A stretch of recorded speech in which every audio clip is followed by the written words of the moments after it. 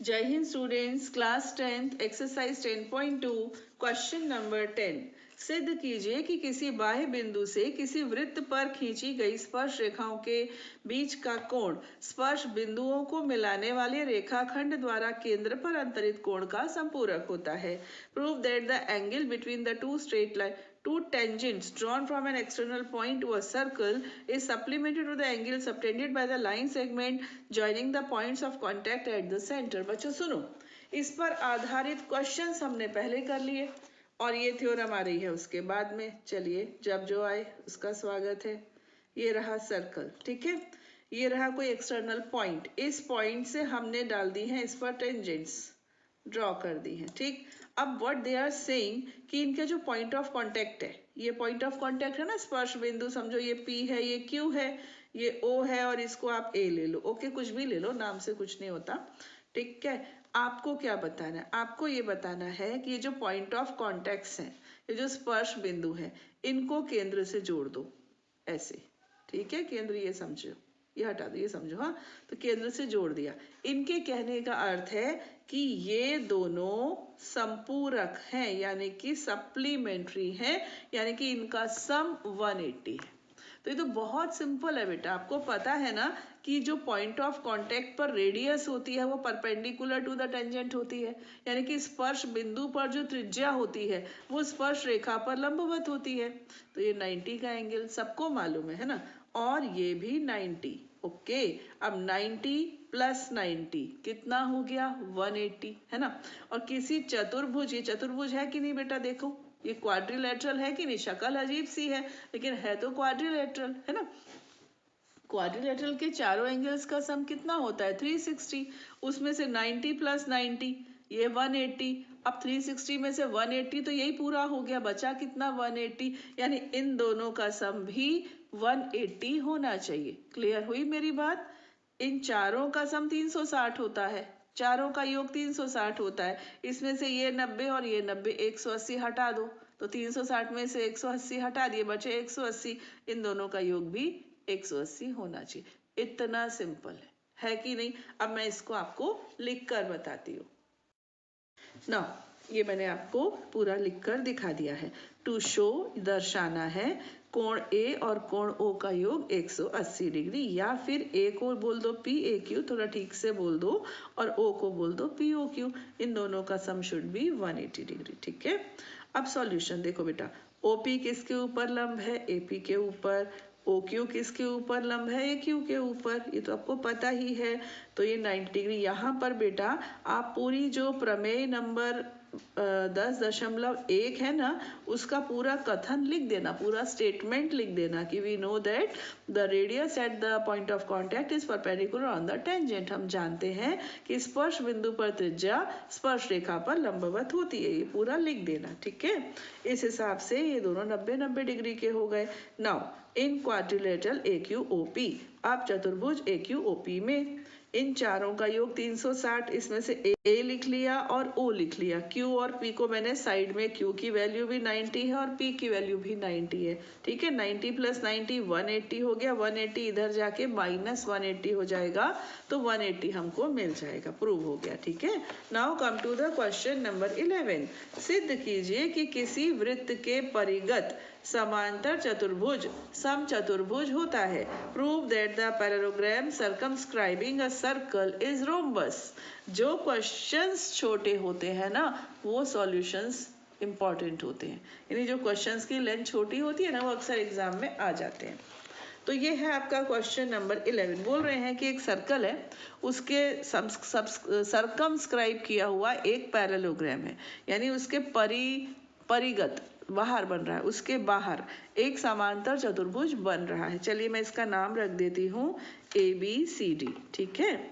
आपको ये बताना है बेटा कि ये जो समांतर चतुर्भुज है ये सम चतुर्भुज है, यानी कि ये जो पैरेललोग्राम है ना, एक्चुअली ये रोम्बस है। पैरेललोग्राम एक फैमिली है, एक परिवार है, उसके सदस्य हैं, तो ये पैरेललोग्राम जो है वो रोम्बस है, ये हमें बताना है, ठीक है।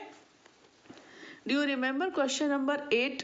क्वेश्चन नंबर 8 याद करिए, उसमें क्या था? उसमें हमें AB plus CD, is equal to AD plus BC prove करना था। याद करो, बस उतना तो हमें पहले करना है, उसके बाद ये क्वेश्चन सॉल्व हो जाएगा। सबसे पहले तो हम यहाँ लिखते हैं since ABCD is a parallelogram, is a parallelogram, यानी कि चूंकि ABCD एक समांतर चतुर्भुज है, एक समांतर चतुर्भुज है, अतः ABCD एक समांतर चतुर्भुज है, अतः इसकी विपरीत भुजाएं बराबर होंगी, यानी AB is equal to CD equation 1 और BC is equal to AD equation 2। तो देखो समांतर चतुर्भुज में तो आमने सामने की भुजाएं बराबर होती हैं और सम चतुर्भुज में चारों बराबर होती हैं, ये फर्क है ना। तो पैरेललोग्राम में ऑपोजिट साइड्स इक्वल होती हैं और रोम्बस में ऑल साइड्स आर इक्वल, ये रहता है। तो इतना तो हुआ। अब जो हमने क्वेश्चन नंबर 8 किया था ना, पहले पूरा क्वेश्चन नंबर 8 हमें करना है। कैसे? आपको मालूम है कि किसी पॉइंट से जब किसी सर्कल पर टेंजेंट्स ड्रॉ की जाती हैं तो वो इक्वल होती हैं। आपने ये चीज पढ़ी हुई है। तो P Q R S ऐसे मैंने नाम रख दिया। तो AP is equal to AS, BP is equal to BQ, CQ is equal to CR और DR is equal to DS। ये हमें मालूम है, ठीक है। कहाँ से मालूम है? ये हमें मालूम है थ्योरम 10.2, प्रमेय 10.2 का कथन आप पढ़ लेना, वो यही है। तो हम लिखेंगे वी नो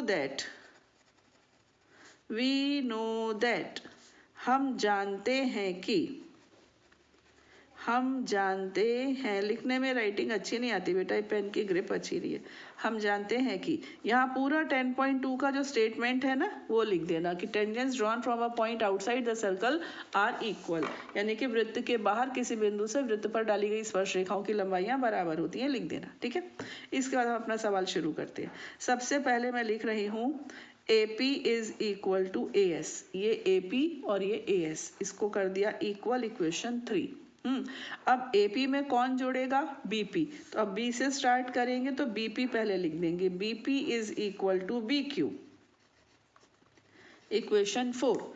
अब BQ में कौन जोड़ेगा? CQ, तो CQ पहले लिख देते हैं, ठीक है। तो ये हो जाएगा CQ को BQ के पास लिखना है ना, तो BQ के पास लिख दो CQ, क्योंकि BQ में CQ जुड़ेगा। अब ये नया क्या आ जाएगा? CR। देखो बेटा, CQ is equal to CR। वैसे आप क्वेश्चन नंबर 8 दोबारा आप देख लेना मेरा वीडियो, है ना। CQ is equal to CR, तो CR is equal to CQ लिख दिया, क्वेश्चन नंबर इक्वेशन नंबर 5। अब ये CR में कौन जुड़ेगा? DR, तो पहले लिखो DR is equal to DS, DR is equal to DS, equation 6। अब क्या लिखेंगे हम? Adding equations 3, 4, 5 and 6। हिंदी में क्या लिखेंगे? समीकरण 3, 4, 5 व 6 को जोड़ने पर, ठीक है बच्चों। अब हम इनको जोड़ते हैं। तो यहाँ मैं लिख रही हूँ AP प्लस BP, आपको नहीं दिख रहा होगा लेकिन आप कॉपी में नोट करना और फिर इसको देखना, प्रीवियस चीज को नोट कर लो। तो AS plus BQ plus CQ plus DS। अब देखो AP प्लस BP से बन गया AB, CR प्लस DR से बन गया CD। यहाँ AS और DS को जोड़ दो तो बन जाएगा AD, और BQ और CQ को जोड़ दो तो बन जाएगा BC। इतना क्लियर हो गया? अब देखो AB किसके इक्वल? CD के। BC किसके इक्वल? AD के। रख दिया जाए, AB के इक्वल रख दीजिए CD, तो ये बन जाएगा CD प्लस CD, है ना। और BC के इक्वल रख दीजिए AD, यहाँ लिख देंगे हम फ्रॉम इक्वेशंस 1 एंड 2, समीकरण 1 व 2 से। अब देखो ये क्या हो गया? ये हो गया 2CD, और ये क्या हो गया? ये हो गया 2AD, 2 से 2 कैंसिल, तो CD is equal to AD। अब देखो यहाँ पर क्या आया? यहाँ हमको मिल गया CD is equal to AD, लेकिन AD तो BC के इक्वल थी। देखो ना, AD किसके इक्वल थी? BC के, सॉरी, AD किसके इक्वल थी, BC के, ये रहा AD BC के इक्वल थी। और अभी अभी हम बोल रहे हैं कि AD is equal to CD, यानी कि BC CD इक्वल। ऐसे ही आप AB को भी इक्वल बता पाओगे। तो इस तरीके से हम ये कह पाएंगे कि ये चारों ही साइड्स आपस में इक्वल हैं। देखो ये दोनों तो पहले ही इक्वल थी, ये दोनों पहले ही इक्वल थी, अब ये दोनों इक्वल आ गई, तो फिर इस तरीके से इसके इक्वल तो इसके भी इक्वल हो गई, ये इसके इक्वल तो ये इसके भी इक्वल हो गई, दोनों इक्वल थी पहले से। कुल मिला के चारों ही इक्वल हो गई, है ना। आमने सामने की तो इक्वल थी ही, अब ये एडजेसेंट भी इक्वल हो गई, तो ये सब आपस में इक्वल ही मानी जाएंगी। तो अब AD is equal to CD, it implies AB is equal to BC is equal to CD is equal to AD। फिर हम लिखेंगे since all sides of this parallelogram are equal, therefore it is a rhombus। ठीक है, हिंदी वाले क्या लिखेंगे, चूंकि इस समांतर चतुर्भुज की सभी भुजाएं बराबर हैं, सभी भुजाएं बराबर हैं, अतः यह एक समचतुर्भुज है। ठीक है, अतः यह एक समचतुर्भुज है, यही सिद्ध करना। ठीक है बच्चों, तो समझ में आया होगा, काफी मेहनत से समझाया है मैंने। और मिलते हैं अपने अगले वीडियो में इसके नेक्स्ट क्वेश्चन के साथ। टिल देन जय हिंद।